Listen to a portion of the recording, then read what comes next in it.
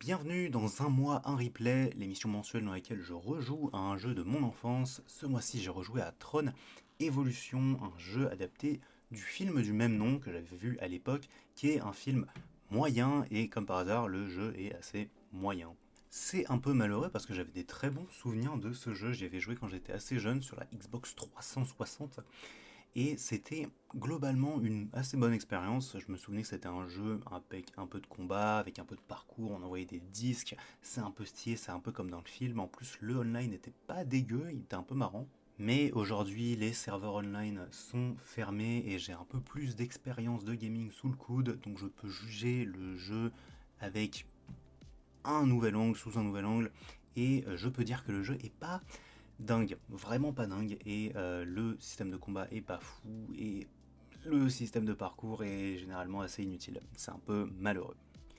Mais avant d'aborder le gameplay, j'aimerais d'abord aborder l'histoire, parce que étrangement, on va pas du tout suivre l'histoire du film, on va suivre un personnage qui évolue dans un monde avant le film, donc pendant les flashbacks en fait réellement du film, et on joue un personnage qui n'est pas vraiment nommé, qui s'appelle le Programme, qui est malheureusement un personnage muet, donc voilà, ça nous permet en fait un peu de nous plonger dans l'histoire comme si c'était vraiment nous le personnage principal. C'est faux, c'est juste assez inintéressant globalement, mais point fort du jeu, on va découvrir des nouveaux personnages, comme par exemple Abraxas, qui est un peu le méchant principal, et un autre personnage dont j'ai oublié le nom, je me corrigerai à l'écran juste ici. Voilà, merci beaucoup. Et alors pourquoi je parle d'Abraxas et je me suis souvenu un peu du personnage, c'est parce que déjà c'est un boss qu'on va affronter assez souvent, et il est assez cool, il est assez sympa. Il y a notamment une séquence dans le jeu où il nous poursuit, et c'est une séquence un peu spectacle, mais qui est un peu marrante. Et visuellement ça fonctionne en vrai, et Abraxas c'est un personnage qui est un peu, pas forcément mémorable dans ce qu'il dit, mais plutôt dans ce qu'il fait. Et voilà, c'est bon, c'est tout, on s'en rappelle, et puis le mec est un peu cool, voilà, et c'est le point principal. Mais bref, le vrai point que je voulais aborder du coup forcément, c'est le gameplay, et c'est malheureusement pas top, parce que forcément j'essaie de le comparer un peu avec ce qu'il essayait de faire dans le film. Exemple, dans le film, le but du disque, c'est tu l'envoies et ça rebondit un peu partout et c'est sympa, et genre c'est un peu le bouclier de Captain America, tu le ramasses en l'air, bim bam boum, tu fais un peu de parcours. Sauf que dans le jeu, le disque il fait un arc de cercle qui est donné, c'est-à-dire qu'en fait cet arc de cercle là il bouge pas sauf si il touche un adversaire. Et du coup dans le film ça marche pas comme ça et c'est un peu dommage. C'est-à-dire que le seul moment où ton disque il rebondit vraiment, c'est quand tu fais l'attaque avec triangle, et là, du coup, il va effectivement rebondir un petit peu, mais au max, il va toucher un seul ennemi, et puis il va toucher genre deux murs, quoi. Donc c'est pas aussi stylé que dans le film. Et il y a un moment dans le jeu où on le remarque vraiment, et c'est assez dérangeant. Il y a ce spot dans le jeu qui est, il me semble, aussi dans le film, où en fait, non, en fait, non, je suis persuadé que c'est dans le film, où c'est des espèces de petites arènes en 1v1, où, dont tout le but, c'est d'envoyer son disque et de le faire rebondir partout, bim bam boum, et de se battre avec son adversaire en faisant du parcours, et en étant plus malin que son adversaire, parce que généralement, dans le film, les disques, ils presque one-shot, en fait, grossièrement, donc c'était assez limité.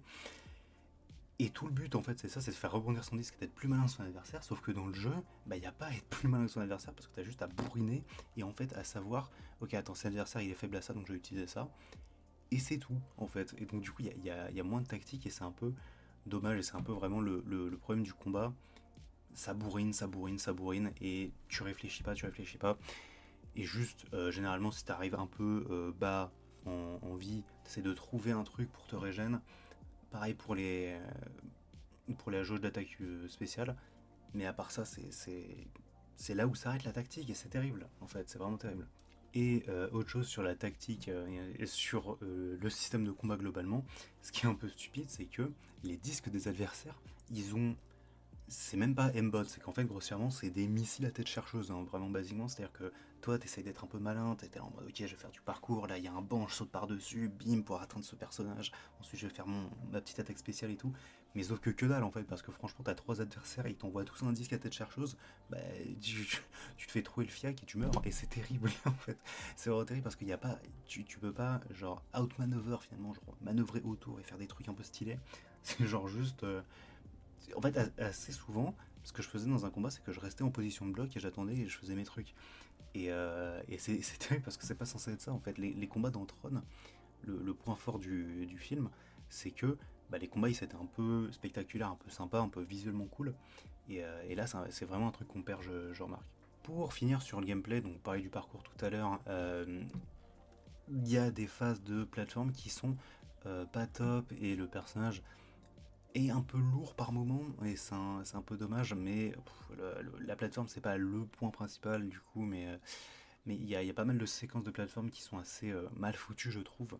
Ce qui est encore plus triste, malheureusement, du coup, ce sont les phases en véhicule. Il y a deux véhicules principaux dans le jeu, donc la moto, le motocycle et le tank. J'ai oublié comment ça s'appelle dans le jeu. Et les deux, c'est un peu pas tout à fait infâme. Grossièrement, la moto, généralement, c'est un peu mieux que le tank. Le tank, c'est infâme à jouer, absolument. C'est parfaitement terrible ce tank, parce qu'il se contrôle à la fois avec le joystick gauche et à la fois avec la caméra. Donc, c'est-à-dire que si tu bouges la caméra, ça bouge tes contrôles. Donc, c'est assez facile de s'y perdre. Par contre, la moto, ça va. Généralement, la moto, ça peut aller. C'est pas affreux non plus. Le seul truc problématique un peu avec la moto, c'est que parfois, t'essayes d'ajuster un peu vers la droite et donc t'arrives trop à droite, donc du coup, faut que tu réajustes vers la gauche. Et là, t'es trop sur la gauche, du coup, faut faire comme ça et c'est rapidement un peu le bordel. Et sur les phases de moto aussi, t'as des trucs qui te font exploser ta moto. Tu penses vraiment que tu pouvais passer à côté, mais bon, voilà, les hitbox sont un peu bizarres. Mais ça va. Et en plus, surtout en fait, dans l'histoire, les phases de moto, c'est plus des phases un peu spectacle, un peu marrantes. Donc ça va, je vais pas me plaindre non plus trop là-dessus. Et surtout, je me souviens que les motos, c'était généralement plus drôle dans le mode online, que j'ai pas pu retester ce mois-ci forcément. Parce que les serveurs online sont décédés, quoi, en fait. Hein, c'est bien malheureux. Je peux pas faire autrement.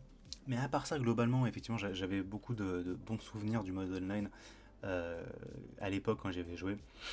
Voilà, peut-être que sur un émulateur ou quoi, on pourra refaire un peu le mode online, quelque part organiser des trucs. Ça serait un peu marrant en fait, parce que vraiment le jeu était vraiment très rigolo là-dessus. Un peu cassé, mais un peu drôle. Un truc aussi que je vais dire, et je vais terminer là-dessus, mais ils ont une manière extrêmement bizarre de poser les collectables dans le jeu. C'est trop bizarre comment ils sont placés. C'est-à-dire que parfois les collectables, tu vas l'avoir littéralement en face de toi, c'est genre impossible de le louper, et aléatoirement parfois ça va être en plein milieu d'une séquence de moto, alors qu'il y a des grosses explosions partout, c'est improbable. Mais le truc le plus chiant aussi, c'est que parfois, t'as des endroits où tu te dis, ok, là c'est forcément il y a un collectable parce que du coup tu sors un peu du parcours du jeu, et en fait il n'y en a pas. Et notamment, il y a une espèce de séquence où ça aurait été vraiment marrant d'en mettre. T'as une séquence, c'est un peu pris par le temps, où en fait t'as des ennemis qui essaient de te tabasser, mais en même temps il y a le sol qui disparaît, donc genre faut se dépêcher et tout. Et à un moment, il y a une séquence où en fait tu peux faire le tour d'un espèce de cercle, je mettrai une image à l'écran, et ça aurait été très intéressant ici de mettre un collectable en fait, parce que du coup ça aurait été un collectable assez dur à obtenir, parce que du coup t'es pris par le temps et tout, et au final, il y a rien. Voilà, c'est genre juste tu peux faire le petit tour comme ça du cercle, et ça te prend 1000 fois plus de temps à faire, mais il y a rien en fait, donc ça sert à rien de le faire. C'est un peu dommage, c'est un peu triste, occasion gâchée, mais bon voilà. Et c'est un peu tout ce que j'ai à dire sur ce jeu au final. C'est franchement, encore une fois, un jeu très moyen. C'est un bon 5 sur 10 maximum, je dirais. C'est pas mauvais, mais c'est pas vraiment stratosphérique non plus, quoi.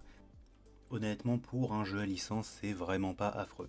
En tout cas, c'est tout pour Tron Evolution. Et nous, on se retrouve le mois prochain pour jouer à